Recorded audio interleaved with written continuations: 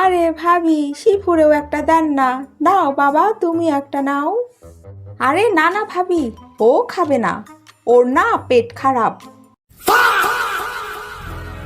হ্যাঁ, কাল কাল থেকে আজ পর্যন্ত 20 বার টয়লেটে গেছে। আমার কবে পেট খারাপ হলো আমি নিজেও জানি না। নিজের বাসায় বসে নিজের খাবারের দিকে তাকিয়ে থাকা, এর চেয়ে বড় ছ্যাঁকা আর দুনিয়াতে নাই ভাই।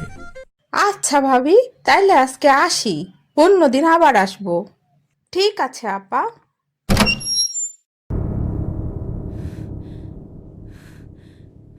কি রে, তুই নাকি এসএসসিতে 3 বার ফেল করছস? আবার আমার দামি বিস্কুটের দিকে নজর দিস।